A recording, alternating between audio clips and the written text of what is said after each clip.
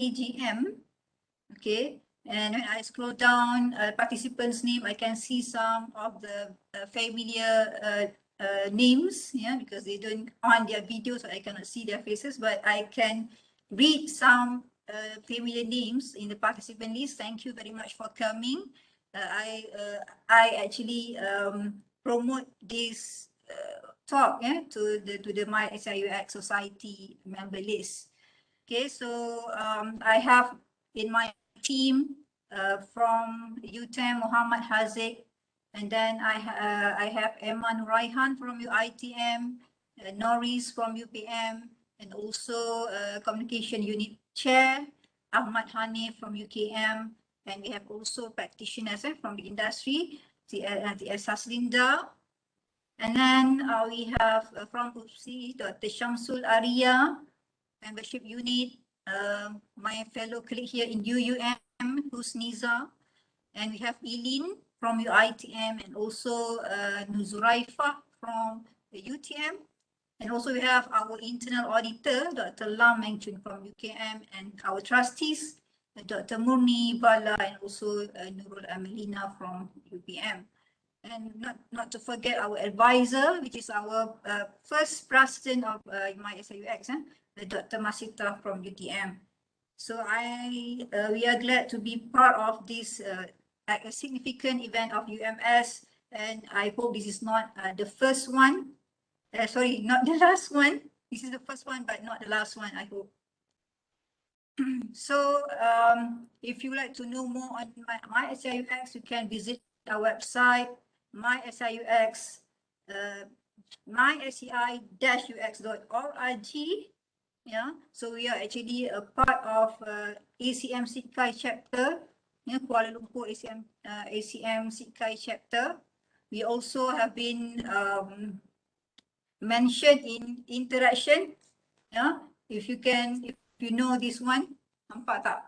This is interaction. So we are mentioned on this one during 2017 issues or 2018 issues because it's basically the first, the Kuala Lumpur ACM Sikai chapter is the second chapter after in the South Asia, after Indonesian chapter.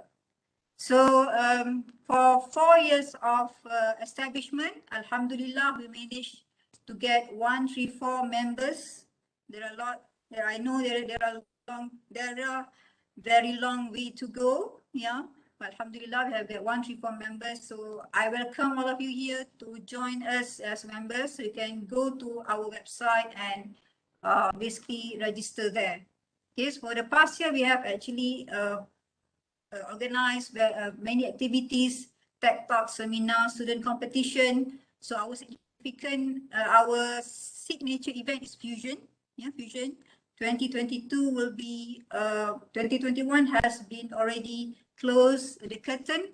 So we will wait for 2022 in next year. So we have also student design competition during our Fusion, which is Alhamdulillah, for the past year, we have about 80 participants and 80 UX products, from different institutions, And then we have also organized meetings for chapters. Okay, so you can reach us via Instagram, Facebook, and also we have our society WhatsApp group. Okay, and also our YouTube channel. Okay, so let's stop share. So back to the question, host, moderator, Dr. Nur Faraha. So what is the role of UX? Are you going? Okay, so basically, when I look at the dimension about UX, the history of UX, let us pause a while and give credits to our ancestors. Yeah. So we have before this. UX is basically called as ACI, human computer interaction. Yeah, have you ever encountered that term? And before that, we have ergonomics. Yeah, human factors and ergonomics. So those are the phrase that basically evolve. Okay, and Now we call them UX, user experience. Okay, so for UX, as mentioned by Dr. Aslina, yeah, so we believe that user experience is a centric, yeah, for users. Users are central for product development. Okay, so the role of UX is basically comes, yeah, at the design stage, at the earliest stage as possible in the development life cycle. Okay, so last time, normally what we did was we develop first, then we test to the users. That is basically few years, a decade ago. We develop first, then test. Okay. But today we can see that UX is very, very important, that we put UX in the earliest phase as possible. Okay. So if you look across the job titles for UX, you can basically search for UX designers or UX researchers, and we have also UX unicorn. Okay, so it's basically when we look at UX, normally it involves the users. What UX does is basically analyze user behavior, and also we try to be empathy, to be in the shoes of the users. Okay, so when we deal with UX, when we deal with UX or also with users, normally we will put our cap as theirs. Okay, so there are terms for UX, when we want to be and empathy to them. We have user personas. Have you basically heard about that, user personas? Okay, so this is where we try to generalize, the users into specific categories, specific characteristics. Okay, so before we go deep into user persona, or before we go deep into product development, we need to identify who is our users. So this user persona will take into account into developing what our user profile. Some of you have mentioned profile here. Okay. So when we produce a product, okay, normally we can have at least one persona. And we may also have 2 or 3. So it depends on what segment that you want your product be placed. All right. So if you heard about agile method, it is actually iterative process. Okay. So we don't use waterfall anymore, in product development, but now we use agile, agile method. Okay. Why we use agile method? Because we want it to be iterative. We design, we develop, and we test, and we go back to the users, and we see what can be improved. So it is an iterative cycle.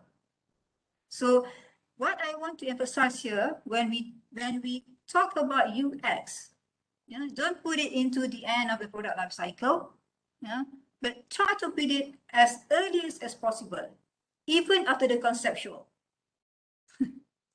Even after the conceptual. Because we must actually know, in which segment we want to put our product. If we have the conceptual already, it's basically like we have basically put the restrictions on that. So what I want to emphasize is that when we do want to have UX product, or we want to include UX in our product development life cycle, okay, we must study users' behavior, we must study user profile, and we must study which segment that we want our product to be placed at. Okay, so moderator, I think that's the preamble of this of my talk today. So back to you. Thank you. Thank you, Dr. Juliana, for your explanation about the roles. It enlightened us to know better about what the role of user experience in product development. So it's good to hear that it comes to there's an empathy, and then the steps that we need to follow, and then we need to understand the roles. But I would like to emphasize also, anyone who would like to go to the Professor Dr. Juliana website, you can try to access to the website as mentioned by Dr. Juliana just now. So without further ado, I would like to give the floor to Mr. Ho Chi Kian. So I would like to give a question to Mr. Ho Chi Kian, since Dr. Juliana already explained about the roles of user experience, and Dr. Aslina also mentioned a bit about the what is UX experience, a brief description. So with your brief session talk, you can also answer these questions if possible. Okay, I think it's very possible for you actually. So why do we need the UX? As mentioned, as we can see that the UX is not many people aware about the UX actually. So in this case, why do we need the UX, and is it important to have UX in any when it comes to industry perspective? Okay, thank you, Dr. Asna, for inviting me for this talk today. Okay, my name is Ho Chi Kian. You can call me CK. I'm the co-founder of SDS Associates. We are a company that was established in 2007. So I think just now we mentioned about HCI and the term before. This is where we came from, and during our time is that this application basically we are a company that we provide a solution to actually test on human behavior. So as you know, human behavior is one of the key things that interacts with the user design that you have developed. So I think key thing is, the first question is, why do we need UX? So UX actually, once you really use your creativity to actually design the product, you really need to test it out before you actually put out to the industry, right? So before you actually put it out, then we are the company that actually provide tools to allow you to actually test it out and to be affirmative on this. So I think for me is that maybe I can do a bit of storytelling in terms of to share some of the experience that we have gone through. So I've 13 years of experience in user experience, testing on user experience in terms of the research field. So I guess we can share it in terms of what kind of application industry that actually does this, and across multiple industry that actually uses this to test it. So I think the most common one that you all seen quite, I think Dr. Asna also shared, is that in terms of web testing, right? So web testing and also application testing. I think one of the traditional case that you have heard before is that in Malaysia is the case of Maybank. Maybank actually, before they launched their Maybank to You app, they actually didn't do much of a UX testing before they actually launched the app. And because of that, the app actually has a lot of issues, such as very hard to actually log in, and also user difficulty in terms of searching for information, and also different categories, and for them to actually do that. So it turned out that before they actually do any testing, they actually launch it, and this create a big problem. But and then the other industry player, which is CIMB Bank. So CIMB Bank, before they launched their CIMB Click application, which they actually spend millions of dollars in developing the app, they actually do a very full testing, even from how the user actually log in their each and every page that they actually created to the end, the end flow of the entire user journey. So because of this, actually, CIMB have a very smooth, I would say, switch over from their old application to the new one, and also a very good user experience to their customers. And because of that, they actually get a very good thumbs up. And for us also, we actually work with Citibank across Southeast Asia. So Citibank, apart from testing their websites, their application logs in, another case that I would like to share with you guys, that they actually even test their ATM machine. So they actually develop a two-in-one, they call it those kiosks where even the user can actually go to the kiosk to actually apply for their bank account and so forth. So they actually do testing with the kiosk itself, but eventually because of the testing, they found out that there is a lot of human issues, came out, and because of that, they actually dropped that project totally. So this actually, if you look at it, it helps them to actually save a lot of money, because before they even actually go full force to actually implement the entire kiosk, and they plan to actually deploy first in Singapore, and then of course in the Southeast Asia region. So this actually saved them a lot of money, because of they found out that there's a lot of problem. They actually cut this, and this helped them to save a lot of money.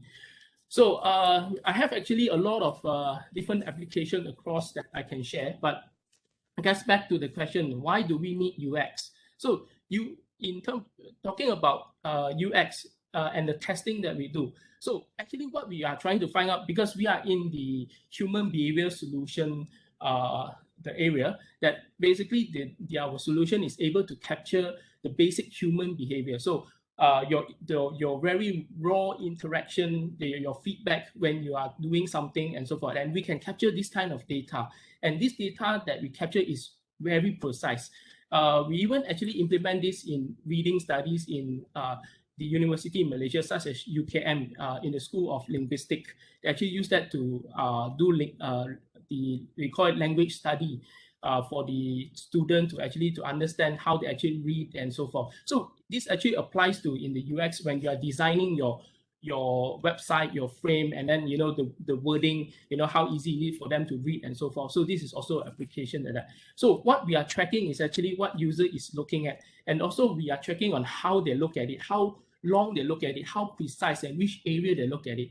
And this method that applying eye tracking. So what we do, we apply eye tracking in terms of the UX application research, and in that actually we are getting the feedback from the user itself, and then from the data that we get, we can actually apply to improve our design or wireframe and so forth, and we can actually do that.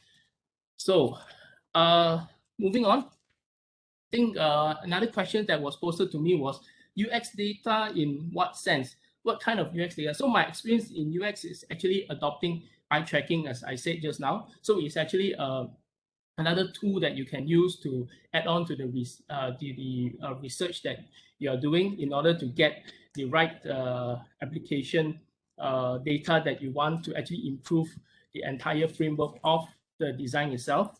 Okay, let me also, okay.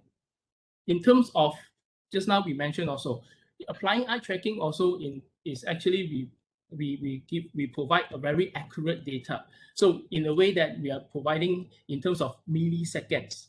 So one data frame that we are using, minimum is actually 60 hertz. So 60 hertz, meaning that you are able to, in 1 second, you are actually getting 60 data frame rate.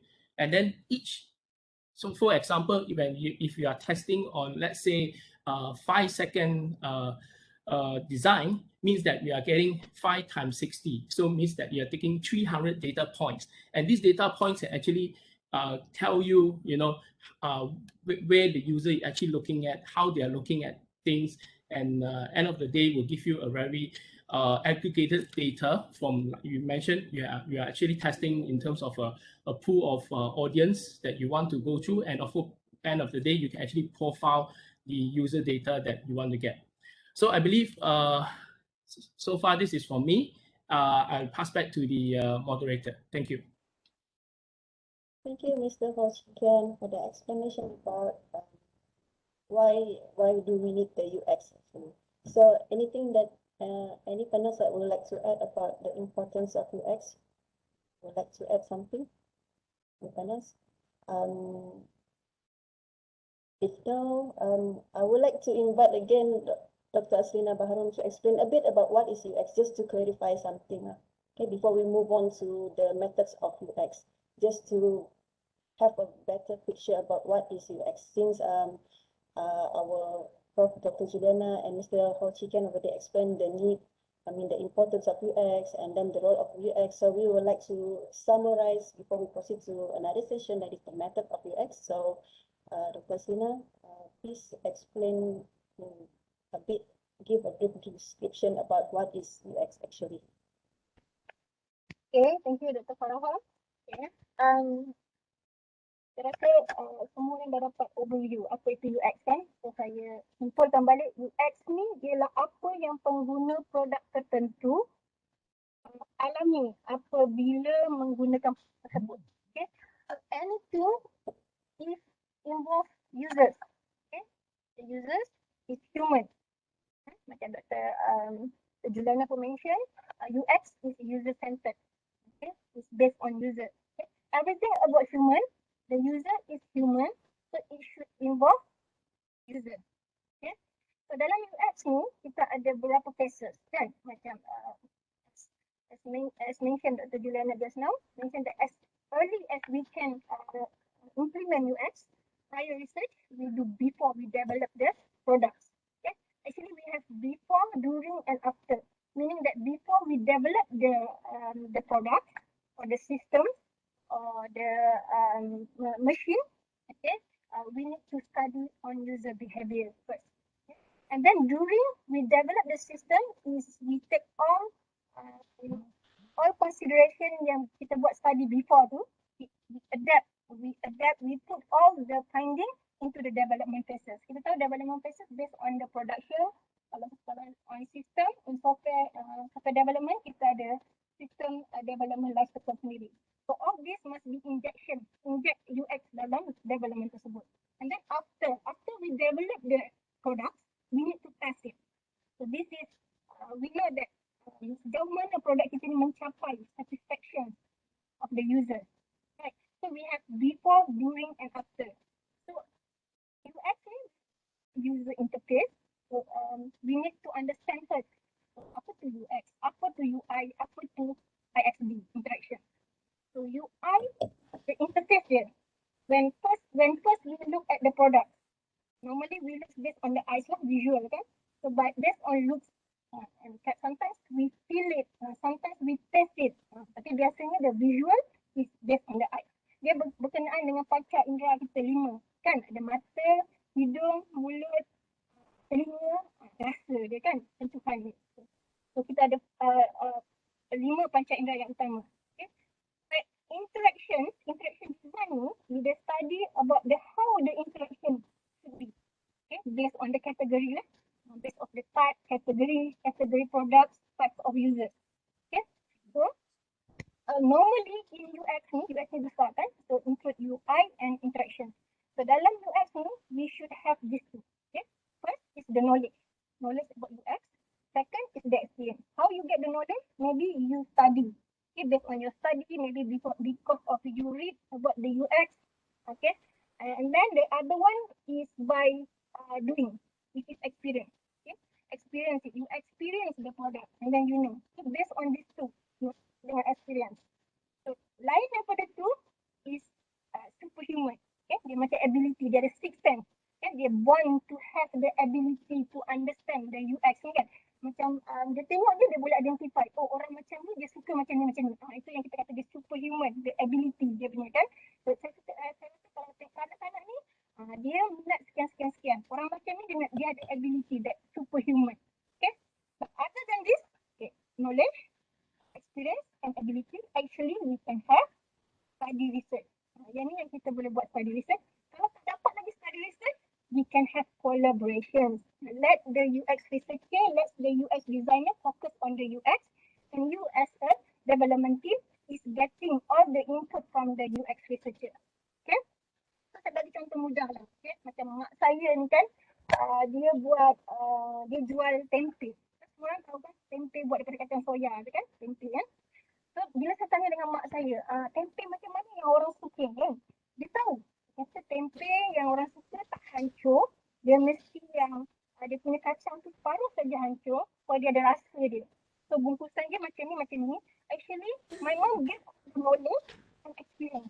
dua ni. Dia ada knowledge, dia ada experience based kepada yang dia dah pernah buat sebelum ni.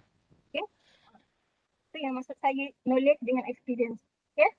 And let's look into entrepreneurship ni. Okay, businessman. Okay. Dia nak create perniagaan nasi lemak. Okay. Kita pernah dengar nasi lemak anak dara lah kan, dengan trademark je kan. Nasi lemak berapa? 50 sen, RM2 tu kan. So, kita tengok kalau seorang businessman want to create a new product, okay, dia mesti consider siapa dia punya target user first, right? Okay. So, what he can do is to study the user behavior dulu. So, bila kita kena mula daripada awal. So, apa yang orang dia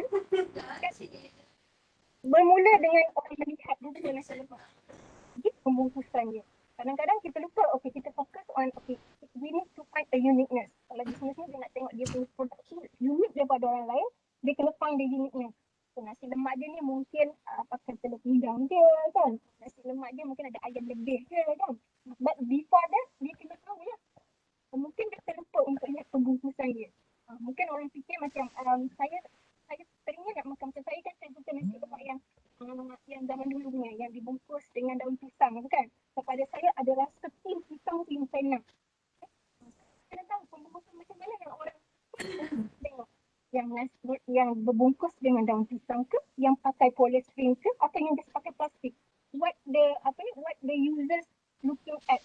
Itu yang first impression dia tengok dia kan. And then bila dia rasa, taste dia kan, that's the experience, dia rasa dia tu sedap ke tak sedap.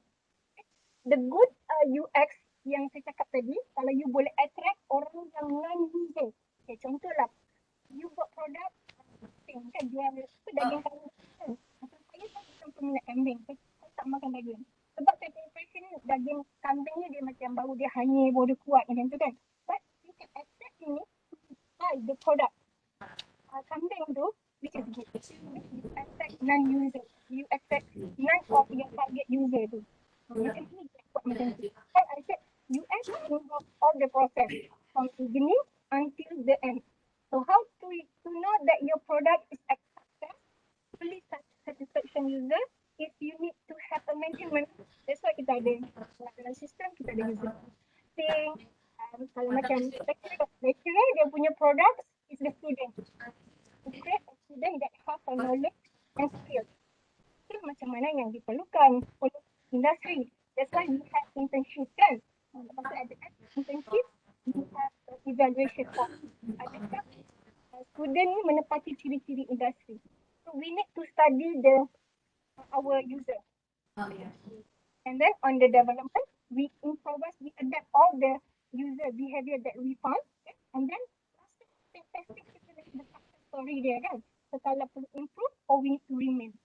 Okay. So that's the overall of user experience. Okay, so sebagai kesimpulan, anything you develop, products, system, that is that's from moderator. Okay, terima kasih Dr. Aslina. Sebenarnya ada suara sangkut-sangkut juga Dr. Aslina. Tapi okey juga lah boleh dengar. Soalan-soalan yang dalam chat box ni akan kita simpan untuk sesi Q&A ya, nanti akan dijawab. Okay, so without further ado again, we proceed to the second session, that is a method. So for method, I will move these questions to Professor Madia Dr. Juliana. Yeah, the question is about how does UX work as a method in product development? Okay, thank you, moderator, for the question. So basically, as I mentioned earlier, when you want to do UX, so we need to study the user behavior, and I would suggest we do it at earliest stage as possible. Okay, why? Because we want to identify the user persona, the user profile, and also we want to identify which segment of users that we want to tackle. So this is important because we don't want our UX products to go to waste. Yeah. So ada berapa banyak actually yang kita rasa produk dia bagus, tapi bila dia tidak dapat comply, tak dapat puaskan ya kehendak pengguna, dan dia adalah gagal lah. So adalah penting untuk kita basically kalau boleh letakkan dia di apa ni di tempat yang paling awal. Okay. So I noticed that Dr. Asina also mentioned about the process, design thinking process, which is empathize, define, ideate, prototype, and also test. Okay. So if you look at Google, kan, dia ada their own design thinking process take place. Okay. They name it design sprint. Okay. So we at Myanmar SIUX, we adapt this design sprint when we do our research. Alhamdulillah, we managed to involve in some of the government projects, and when we go into their tender, we can see that user research has been part of the tender, which is good.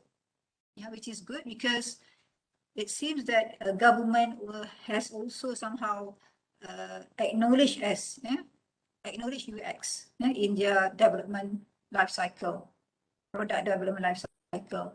Okay, so that is what I think we should give credit to our past researchers, because they are working hard to get the UX being recognized to these agencies, to these government agencies and all.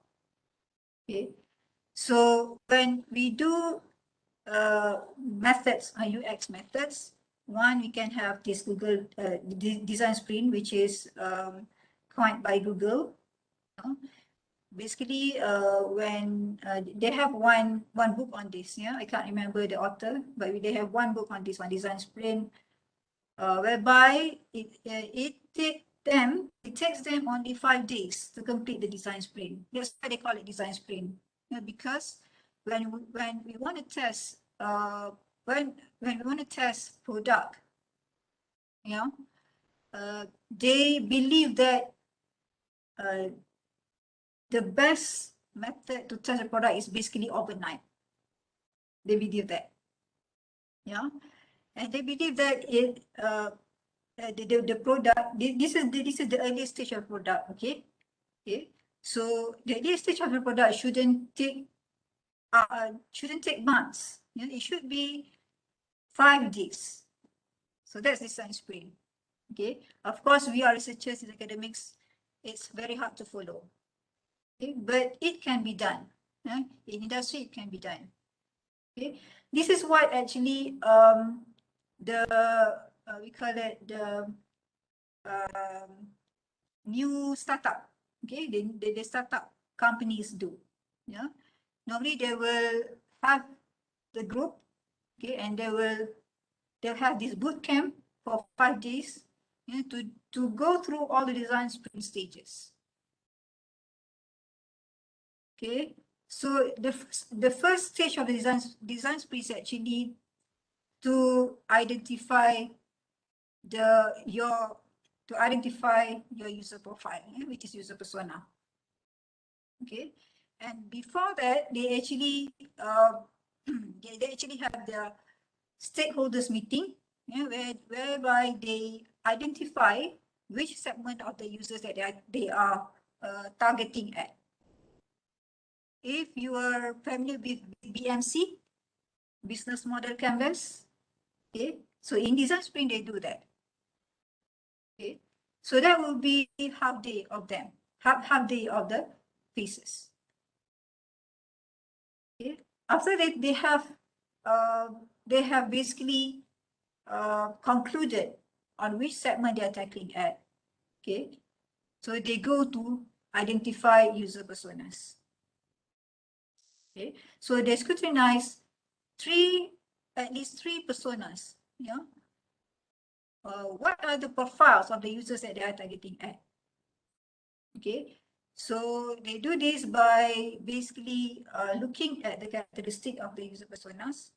You can do this in various tools. So you can use your experience as a tool. Okay, you can use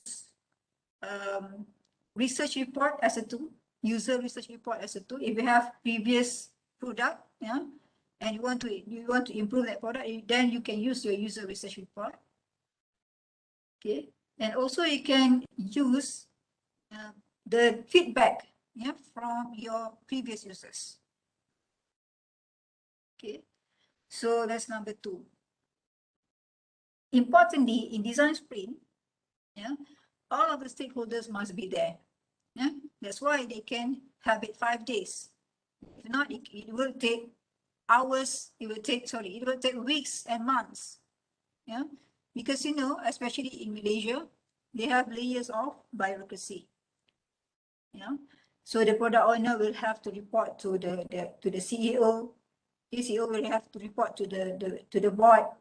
Okay, so when the board did not approve, then the CEO needs to find another solution. So it keeps bouncing, back and there. So when we do design sprint, then all the stakeholders must be there.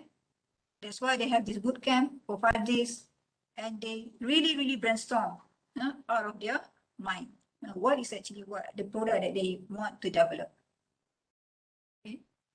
So after they identify their user persona, they identify also their user journey map. Okay, user journey map. So normally they will scrutinize. For example, like persona A, Ali, for example. If you want to do like AR, augmented reality for cultural heritage site. Okay, for example, have you heard the term AR? I think Dr. Asina has mentioned AR in the forum before this. Okay, so for example, that if you want to have AR in mobile cultural heritage sites, we want to do that. Okay, but do we actually, if we go to the users, do they actually need? They do actually need the AR in the first place, or AR is actually a part of a bigger product. Okay, so in this case, we need to identify, what actually users do prior to the visit. We as tourists, we want to go visit Malacca, for example, or we want to go visit apa yang kat Sabah? Apa yang kat Sabah? Apa kat tempat yang paling orang suka? Kota Belud? Is that? Ada satu tempat, Pulau Sipadan Is that Sabah? Pulau Sipadan. Sudah. Okay. So katakan pulau dekat Sabah ada banyak pulau. Okay. So bila kita nak create a 1AR product for that pulau, for example. So we need to identify who goes there. Siapa yang pergi ke pulau tu? So bila kita tahu siapa yang pergi pulau tu, katakan bila kita tahu siapa yang pergi ke pulau tu, dan kita boleh determine the user journey. Okay, for example, like Ali. Okay, Ali ni is basically a teenagers. Boleh ke dia pergi pulau tu berseorangan? Of course they need his parents, right? The teenagers cannot go to the pulau individually. They need to be accompanied by by adults. Okay, so he needs his parents. But normally Ali, because he is so into apps, probably he is the one that use our product. Okay, so that's the tricky part. Okay, so what normally Ali do, when he wants to go to the trip. So that's how we determine the user journey. Macam mana Ali dapatkan details tentang Pulau Sipadan contoh. Website, social media, advertisement in newspapers. Okay, so we need to determine where Ali got all the details. Okay, then during the visit, so what Ali does during the visit with, of course, his parents. Okay, Adakah Ali ni memang plan trip betul-betul, or dia sampai situ dulu baru dia plan the trip.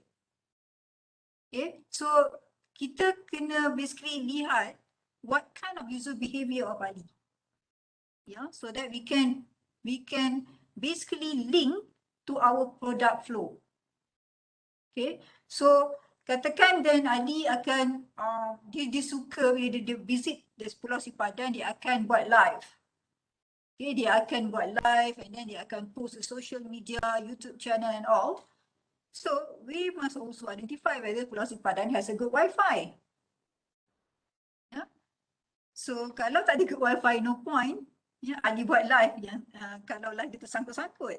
So those are the things yang we need to identify user profile of Ali, user persona of Ali. Yeah, before we go to the user journey. Alright, and then after the visit, what Ali does then? Yeah, does Ali go shopping, or his mom go shopping? Right. So these are the things yang probably we as a product owner and we as a product developer need to know. Okay, what we need to know, because we want basically to identify, yeah, how does the product look like?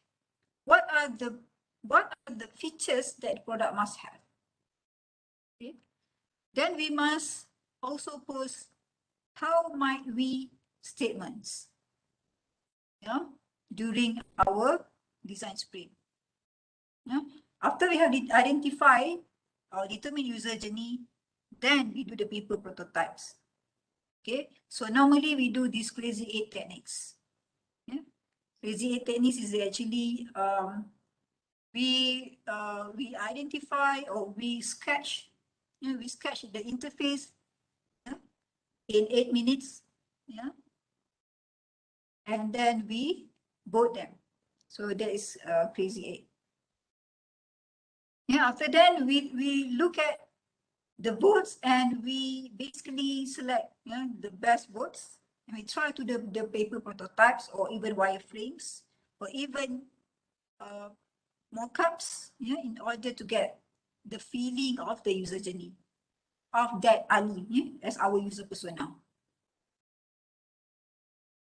Okay, so at the end of the day, day 5, yeah, they will do this test, yeah, user testing. Okay, of course, we cannot do like a rigorous test, yeah? Just test the low fidelity prototype. Yeah? Is Ali happy with the interface? Is Ali happy with the features? Yeah? Is Ali happy with the flow of the interaction? Yeah? So those are the user testing that we can do, yeah, at the end of the day. Okay? After that, then we have to get the feedback, yeah? And from there we know that whether it's feasible to go to full blast product development, or we must basically touch up a bit here and there. Okay, all right. So I think that's what I guess the method of doing UX that I can share with you. Dr. Farah, over to you. Thank you very much.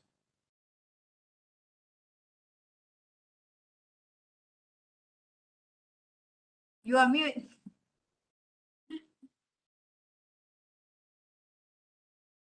Okay, sorry. Thank you, Professor Dr. Juliana. So, to summarize what Professor Dr. Juliana just mentioned now, the best way for UX method is to make sure everyone sit together and do some brainstorming together, because we are trying to identify the user persona, and then from there we can create the journey map. So that is the method, one of the methods, and as Dr. Juliana mentioned, there are several methods actually. So if you would like to know about the methods, we have a workshop after this session, which will be conducted on the 6th to 8th of October. So if you want to know more about the methods, you may join the workshop lah. Okay, so I'm going to proceed with another questions to Mr. Ho Chi Kian. So as Prof. Dr. Julana already mentioned about the methods and then the user personas. So before we proceed with the methods and the user personas and the brainstormings, we need to get to obtain the UX data, right? So the UX data is the most important one actually. So the question is, how do we collect the UX data? In what sense? What kind of UX data that we need? Is it from the level of experience in terms of information's accuracy? Hopefully Mr. Ho Chi Kian can explain, because this in the eyes of the industry perspective, what kind of UX data that is required for product development? Okay, thank you. I think just now I jumped the gun a bit regarding the soalan because I received few soalan. So I think this is the second question. Okay, my point of view is that I mean, being in the industry, I see that, like just now, I think Dr. Asila also mentioned that it's good now that some of the government projects, they actually include this UX area application within it, because I see that even until now for the Malaysia industry market, it's been lacking in terms of doing this pre-testing before the application is being launched. So I believe that the industry, the industry that need the most is actually the startup industry, because you're actually using your creativity to develop something. And of course, definitely before you actually push out to the market, you really want to actually test it before you actually launch the product, you see. So in terms of the application, so from my experience on the application side is that just now, as I mentioned, I'm from the industry, and basically we are doing the application solution that is called eye tracking, meaning that we are able to track the user behavior through the eyes. And what is so unique about this is that from this user behavior, the user cannot lie. So whatever you think actually will interact out back to what you see, and what you see, you will actually process through your thoughts. So it's what we can call this is also biofeedback. And for this biofeedback data that we collected, it's very pure kind of data, and it's not a data that you can fake it. So like the traditional data collection where you use a normal survey, in sometimes for us humans, sometimes also we are very undecisive about our answers, or maybe when you're asking some very sensitive products, they may not give you the actual true answer, that is actually required. So this is one of the areas that we see. So for us is that the data that we collected is super accurate. Like just now we mentioned, we are capturing down to the milliseconds. So if you are using a 60 hertz eye tracker, we are able to capture 60 frames per second. So if a 5 seconds design, we are capturing like 300 frame rate already. And of course, every research data that we collect, if we doesn't have a very clear objective of what we are, the data is used for, definitely there will be no meaning regarding the data. So of course, definitely before we actually conduct the research, all the objective and have to be set correctly, and then only we proceed to the data collection part. So the data collection part I think there is a traditional method where we use screen recording, right? Screen recording, or you can actually record whatever the mouse is using, and of course we use methods like think aloud, where we say out where we see and so forth, but in a way that this is not 100% accurate. That's why another methods will be using the eye tracking side, where we actually capture the eye movement of the respondents, and then we tabulate the data, and then we can actually create the different profile of the users, and of course immediately we can identify which area do we want to change and correct. So like just now we shared, applications is quite wide in terms of the UX part. For me, my experience range from even driver's behavior, even driving an aeroplane. You know, the switches on the plane. When they design it, they need to be very user friendly, very easy to for the pilot to actually reach out and so forth. So this is very important, especially when you're designing the aeroplane is and then of course designing automobiles. So you can see the automobiles now are very very unique, very easy to navigate. Even the touch panel, and I'm not sure you know that for the German cars, for example, like the Mercedes, BMW, Audi, they actually do UX design on their internal design of their dashboards, and even where they place their gears and so forth, and even the buttons they place. They actually do a UX design before they actually launch the final version of it. So this is being done on the German cars that you see now in the market. So this is something that is being applied. I think the normal type of application will be web. Talking about the mobile application, I think user navigation is important. I think one of the experience we can share is example. I think everybody actually use it talking about web pages that you can book flight. I think pre-COVID is that we use that very often to book our flights and so forth. And of course some I don't mention who, but some flight application page should be improved in order to have a much more user friendly way of navigating through, or even strolling up and down or left and right does make a difference in terms of purchasing behavior. Because I think now I think the more important now in this era is pages like Shopee, Lazada, where online purchasing is very popular now since everybody is locked down. I think the design of it and the navigation is extremely important for that. So there is a lot more to share, I believe, but I think in terms of the UX data that we collected have to be very the main thing is to serve the application that we are testing on, and to allow us to look at the design that is currently have and what can be changed, and of course to improve on the current design that we are doing. So that's for me. Thank you, Mr. Ho Chi Hian. Actually, we have a very limited time because currently it's 3:43.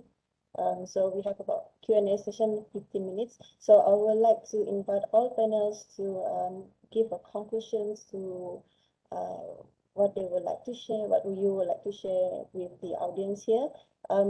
Kindly include kindly explain about the because there's the one questions that I would like to know from my side actually lah. Okay, I would like to know if you can conclude in your summarization after this. My last questions for this forum is that what kind of UX implementations helps people to buy the product? Is it the aesthetic design, technological sophistications, or the user control? And then what makes people interested in the UX product? So hopefully this question you can provide in your conclusion as well. I proceed with Dr. Aslina, if you would like to conclude. Okay, thank you, Dr. Farhan. Before I answer your questions mentioned that is it from the aesthetic design, or is it a technological, sophisticated, or user control, right? So I want you to know that before I answer this question, I ask you first, what is your objective? Is it to fulfill the need or to fulfill the desire? Adakah dia keperluan yang you nak satisfy ataupun the kehendak consumer? So kita kena jawab soalan ni dulu. Kalau ia keperluan, is a basic thing. If a desire, you need to focus on the kehendak tu kan. So it's different. Okay. Kita bagi contoh. Okay. Kalau kita pergi, contoh kita nak beli barang dekat mall, dekat grocery, right? Okay. Let's say you want to buy snake. Okay, snake. Okay. Apa yang kita lihat dulu? Mungkin kalau Muslim kan, dia akan tengok, dia mesti ada logo halal. Betul tak? Dia tengok halal dulu. Kalau halal, dia looking on that. But some of us already know the brand kan. Kita dah tahu snack brand apa. Apa super ring dia. So kita looking on the super ring. Actually dalam super ring tu ada lagi produk yang lebih kurang macam super ring juga. So adakah kita, kalau kita dah stick dengan brand tu, adakah kita akan look another brand? That's why we need to know that what is our objective first. And then kita tengok what we are looking first. Okay, are we looking at the functionality? Are we looking at the design, the interface first, the physical first, or are we looking for the color dia ke kan, cantik ke tidak? Which one? Okay. What I can say that what you like might be different with what I like. Betul tak? Apa yang you suka dengan saya suka mesti berlainan kan? Saya suka macam ni, you suka macam itu. But actually we can create similar like. Okay? We call it pattern. Dia macam contoh lagi lah, saya bagi contoh lain. Susun atur di rumah kan. Kalau kita nak susun atur ni bergaduh lah suami isteri. Yang si suami nak susun macam ni, yang si isteri nak susun macam ni. Because it's a different perspective. Female and male punya perspective. But we can make it a pattern. Yang perempuan pun akan suka dengan susun atur macam ni. Lelaki pun akan suka dengan susun atur macam ni. Based kepada saya punya previous research dulu kan. Masa saya buat PhD. Saya punya research is on the localizations on the web object. Kan kita nak tengok button-button yang familiar. Okay? Mula-mula kita looking at the gender base. And then we looking at the culture base. Kita tengok. Okay? And then at the end, actually we come up with the universal. Of course, the universal ni must include yang mungkin special needs tak include. Okay? That's why we need to identify our user first. As long as it include human, it should be include the process of the process should be have the experience from the user juga. Okay? Macam saya ada tengok lah, saya terbaca lah. Sebenarnya sepatutnya tak boleh jawab dulu lah. Tapi saya bagi pandangan lah yang ada yang tanya pasal My Sejahtera tu kan. Check out tu kan. Check out, check in, check out kan. Menurut daripada management, mungkin dia fikir kita perlu ada check out supaya kita boleh detect, kita boleh identify yang kita identify yang orang yang kena COVID ni certain masa ini sahaja. Okay, sebab tu dia check in, check out. Tapi they fail to look into the user perspective. User pula rasa macam betul, lupa benda tu kan. So some of them suggest that kenapa perlu ada notification. That's the improvement that the My Sejahtera boleh buat. Itulah user experience tu. So pada top management maybe think of the other side. But they fail to look into the user pula. But it can be improvised, improvement. So the best involvement of user can have a good product and good design. Okay. Apa lagi saya nak kata? So balik kepada soalan tadi. Adakah aesthetic, technological dia, sophisticated or user control? So it depend on your punya target user. Nanti kalau kita tengok pada workshop, kita akan ada kategori. Kalau children, on the children part, okay. Apa estetik yang dia look at? Mungkin ada kartun-kartun, ada anime yang diorang familiar, color yang make their emotions rise kan. Kita ada juga buat research on the positive emotion after they look into our app. They feel they want to use it because the color, okay, because of the bukan the function. Kalau kanak-kanak ni bukan tengok function kan. Okay. Kadang-kadang kita lupa bila kita buat produk untuk kanak-kanak, okay, kita tak fikir yang beli tu siapa, kan? Yang beli tu ialah parent dia, betul tak? So bila parent yang beli, so we should include the parent juga from the beginning. Okay, parent kalau dia cari produk untuk kanak-kanak, what they looking at? Contoh safety. Produk tu mesti ada bagi benefit kepada dia punya children. That's before, because the buying intention. So UX also can use for the marketing side. Banyak. So not only development of the products, but on the marketing side also. And then minta maaf ya, Doktor, masa tak mencukupi sebenarnya. Jadi saya terpaksa cut ya. Saya terpaksa saya serahkan kepada Prof. Dr. Juliana untuk rumuskan sebab kita akan masuk ke sesi Q&A ya nanti. Itulah Dr. Nur Farah bila buat forum ni dia tak boleh 1 jam setengah. 3 orang kena 3 jam. Saya excited dah nak bagi contoh ni. Okay, Yeah, definitely. so to conclude that basically UX has been increasing in terms of its importance. If I may share, total in this world, the designer UX designer salary in average is $52,683 US. Okay, in Malaysia only it is per annum, not per month. Per annum. In Malaysia, average salary for a UX designer is $19,433 US per annum. Okay, so with this number, I can say that the UX has been recognized globally, and we hope that Malaysia will follow suit. I know 19,000 is not so much in terms of money I mean yearly, yeah, but it somehow shows that we are there.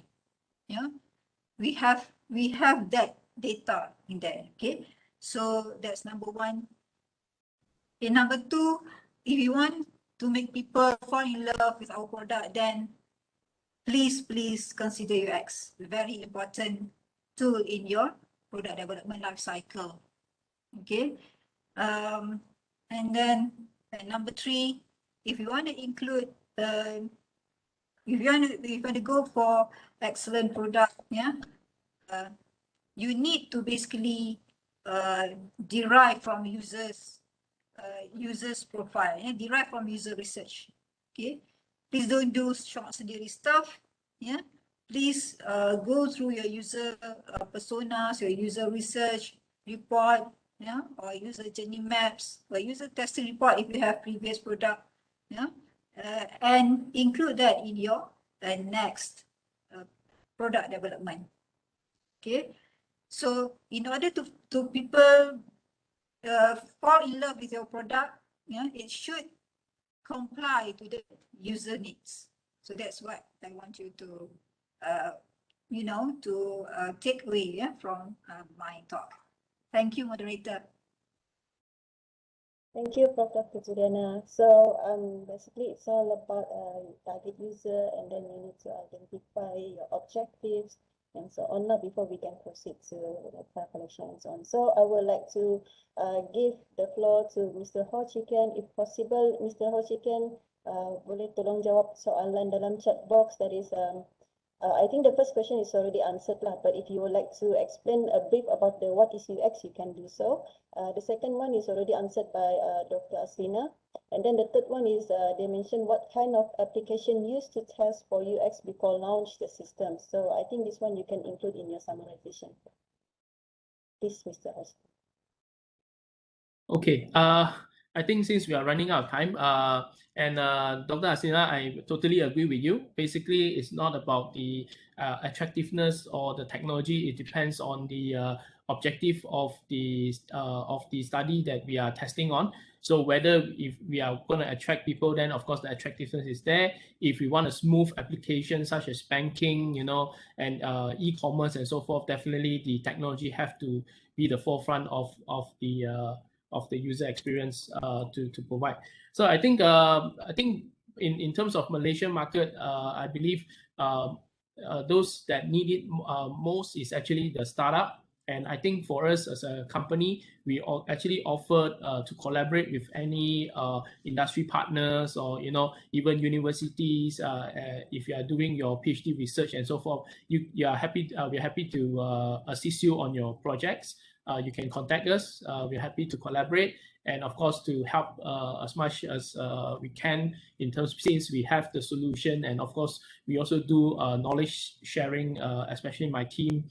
We are happy to actually embark on that. So I hope that today's session everybody can get a glimpse of different technology, different methods used in UX throughout the years, I guess, and of course looking forward for any new ideas and stay creative, I think. Thank you. Thank you, moderator. So this concludes our session for today, forum session. Before we end the sessions, I would like to open a Q&A. If anyone would like to ask something, they can on your mic lah. You can buka mic and then boleh tanya soalan secara terus kepada panel. Hopefully organizer boleh tambah masa sikit lah dalam 10 minit ke untuk sesi Q&A. Ada siapa-siapa nak tanya soalan?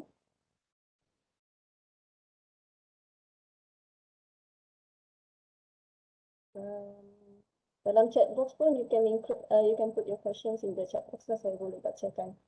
Soalan tadi telah dijawab ya, yang 3 soalan tu daripada panel first. So if anyone would like to know more, you can on your mics and then you can provide your questions. Moderator, ada satu soalan on application of UX tu. So kalau you familiar dengan Adobe kan, Adobe Photoshop and all, dia ada satu Adobe XD. Okay, so those are applications that can be used for testing your application before to basically to test the low fidelity prototype before you go for full blast product development. Okay, thank you, Prof. Dr. Juliana. So meaning to say there are several kinds of application actually that you can use in terms of if you want to launch the system, depending on the system that you want to launch lah. Okay. Ada lagi soalan yang nak tanya? Kalau kita tak ada soalan, saya ingin umumkan pemenang cabutan bertuah ni yang ditunggu-tunggu. Okay. Cabutan bertuah kita kepada mereka-mereka yang bertuah. Okay. Nanti kita akan ada sesi bergambar bersama-sama ya. Masa ni mohon semua orang on mic lah ya. Okay. So cabutan bertuah tu masih belum ready lagi. For now kita buat sesi foto group dahulu lah untuk jimatkan masa kita. So sesi foto group diminta semua orang untuk onkan kamera. Okay. On kamera. Dan kita akan ada sesi bergambar bersama-sama.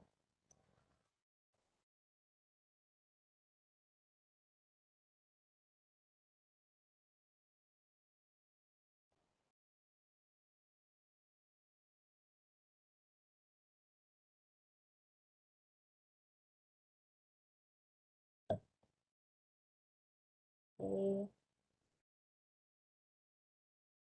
Ya, ramai juga ni ya.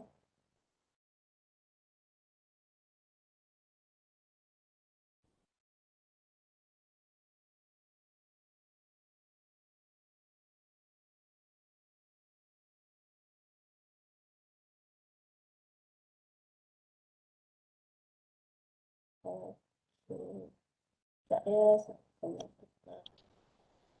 bahagian lain lagi.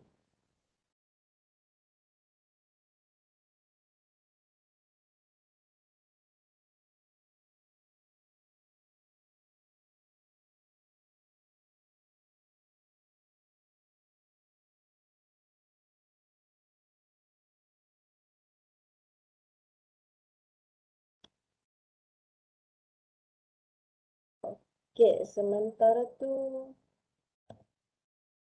kiranya masih lagi ada soalan yang nak diutarakan, boleh tanya sementara kita menunggu cabutan bertuah ni.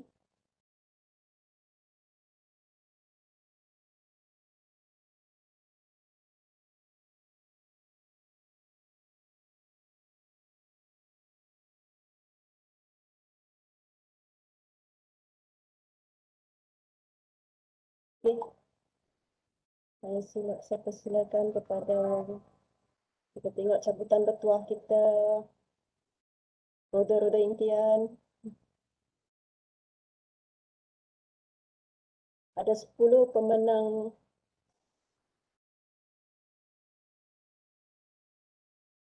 Okey, tahniah Zul Harry Ismail. Tahniah, anda telah memenang cabutan bertuah yang pertama. Anda bernasib baik ya hari ini. Okey, nanti boleh email kepada saya juga ataupun boleh hubungi urus setia untuk dapatkan hadiah e-wallet. Okay. So, cabutan bertuah seterusnya.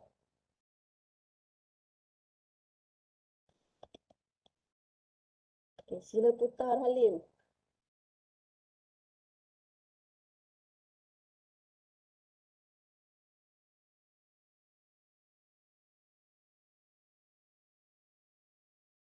Okey, yang kedua kita ada Yaakob, Encik Yaakob Termin. Okay, tahniah orang kedua. Okey, kita ada 10 orang lagi, jangan kecewa pada yang tak dapat. Kita ada 10 lagi.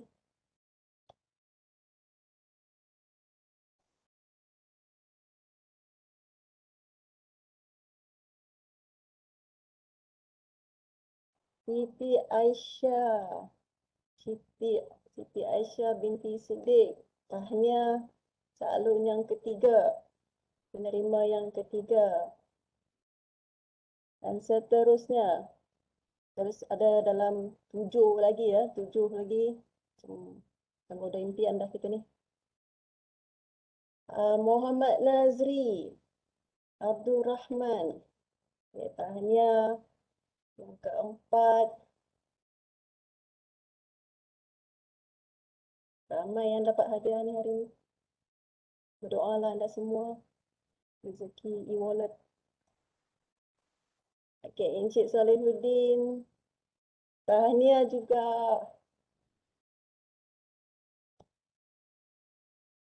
Okey. Happy ya Encik Salihuddin. Keluar emoticon. Okey, seterusnya. Nurul Ain. Tahniah Nurul Ain. Anda pun dapat duit dah ni. E-wallet kita semua. Masa berapa dah ni?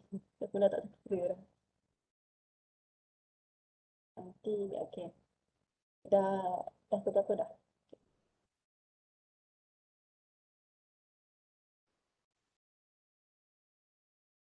Okey. Tahniah Dr. Zan Azma Nasruddin. Dapat hadiah e-wallet. Tahniah doktor. Seterusnya, ni yang dah keberapa pun saya dah tak dah pasti dah ni. Tapi kalau dah berakhirnya roda impian tu, maka berakhirlah kita punya cabutan bertuah. Nur Syafinah binti Khairi Hisham. Tahniah, anda menang. Dapatlah duit kita. Akhirnya, ada lagi. Dah keberapa dah. Aku tak sempat nak kira dah. Okey, Suzilawati. Suzilawati Zinian. Tahniah. Cabutan bertuah. Nanti boleh hubungi urus setia ataupun boleh emailkan kepada saya ya pemenang-pemenang tadi itu. Saya share saya punya email dalam ni. Kita dah habis dah cabutan bertuah rupanya. Saya pun tak terkira, tak perasan. Okey, saya serahkan email saya dekat sini kepada pemenang-pemenang semua. Boleh hubungi urus setia ataupun boleh emailkan kepada saya untuk dapatkan e-wallet anda yang berjumlah RM20. Okey, so kita dah habis penghujung forum. Thank you to all panel for joining us for this session. It's a very informative, very good explanations from all the panels over here. So dengan ini jangan lupa join kami punya bengkel juga workshop sekiranya masih berminat untuk mengetahui lebih lanjut lagi. So tanpa membuang masa lagi, saya ucapkan terima kasih. Assalamualaikum. Dan Moderator, ya, saya terlupa juga. Sebenarnya tolong isi ya maklum balas tu untuk sijil penyertaan. Sila isi borang yang tertera tu, link borang dalam Google tu untuk dapatkan sijil penyertaan ya. Okay. So sebelum akhir ni saya nak tambah sikit lah sebenarnya UX Borneo ni, kita di Sabah ni, kita tengah nak create community on the UX designer development, okay. Wherever you are, businessman ke, usahawan ke, atau pesyarah ke, atau pelajar, okay, if you interested to know more, please join our community. Dekat maklum balas tu saya ada letakkan juga kalau anda berminat untuk join the community UX, especially in Sabah lah. Okay, that's all. Okay. Okay, terima kasih Dr. Aslina.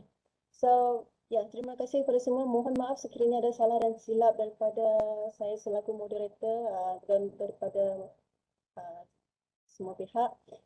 Terima kasih kerana mengikuti kami punya forum ini. So, Assalamualaikum dan salam sejahtera. Jangan lupa untuk isi borang dapatkan sijil penyertaan. Terima kasih semua. Say. Okay, terima kasih semua. Assalamualaikum. Terima kasih Prof. Dr. kasih. Juliana. Terima kasih Encik Ho, Cik Kian. Terima kasih Dr. Aslina dan semua.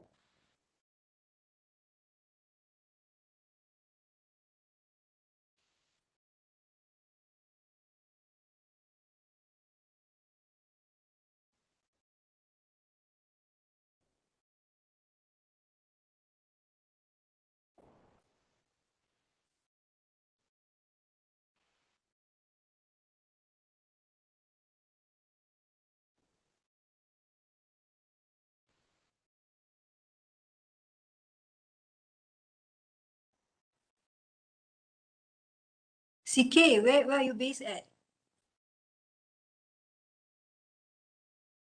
Hello CK, oh dah keluar.